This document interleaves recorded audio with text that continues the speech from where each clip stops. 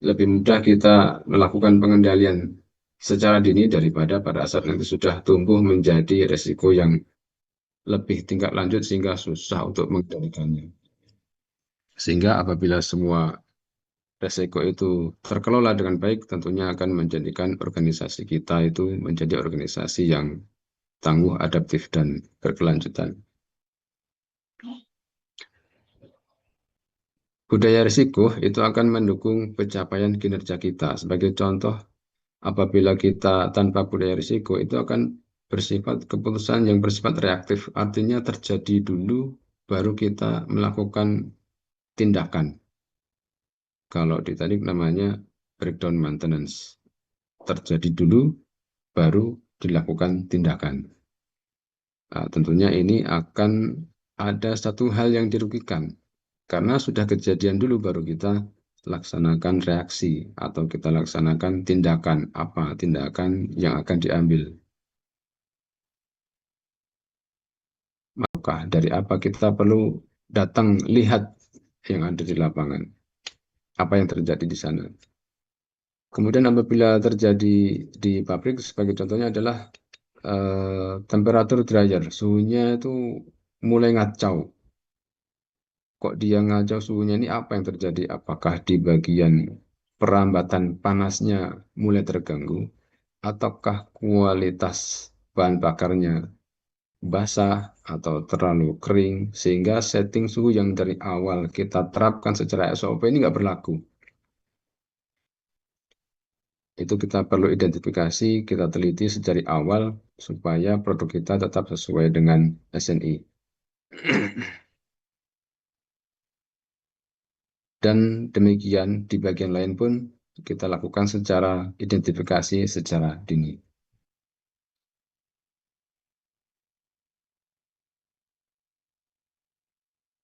EBS di bagian lain, di bagian pabrik, di bagian tanaman, di bagian kantor sentral, itu perlu kita identifikasi semuanya. Ya, identifikasi resiko, analisa resiko, sehingga apabila telah kita lakukan analisa, kita bisa lakukan prioritas. Nah, prioritas ini ada beberapa hal yang perlu kita perhatikan dalam hal penentuan prioritas. Ya. Prioritas yang pertama itu adalah yang paling kita utamakan adalah yang penting dan mendesak. Itu yang paling penting kita prioritaskan sebagai prioritas satu. Ada yang penting tidak mendesak. Ada yang tidak penting tapi mendesak. Ada yang tidak penting dan tidak mendesak. Ini yang tidak perlu kita prioritaskan. Tidak penting tapi mendesak. Ini satu hal yang entah apa terjadi di sana. Satu hal yang tidak penting tapi mendesak gitu. Desak-desaan. Sekarang, sekarang, sekarang, sekarang. Modelnya kan kayak gitu. Buru-buru semuanya. Nah, kita petakan penentuan prioritas itu dalam hal skala yang tadi disebutkan bisa disusun secara tabel. Sehingga setelah kita penentuan skala prioritasnya, kita bisa memitigasi risiko dan memonitoring pelaksanaannya untuk kita evaluasi bersama apakah mitigasinya sesuai dengan yang diharapkan bisa menurunkan risikonya.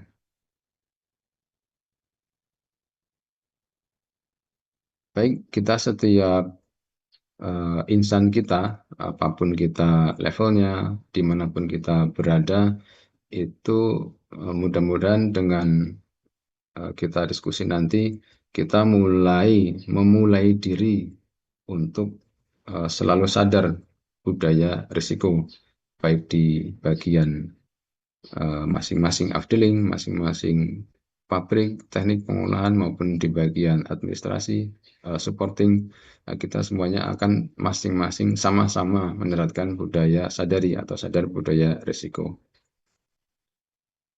Baik, demikian yang bisa kami sampaikan, Bu Host. Mudah-mudahan bermanfaat. Apabila ada yang akan disampaikan atau didiskusikan, monggo silakan saya kembalikan ke host. Silakan. Baik, terima kasih Bapak Suko atas pemaparan materinya yang sangat informatif serta memberikan pemahaman kepada kita mengenai pentingnya membangun budaya risiko, mulai dari mengenali risiko sejak dini, menerapkan early warning system, hingga peran insan perusahaan dalam mewujudkan budaya sadari demi meningkatkan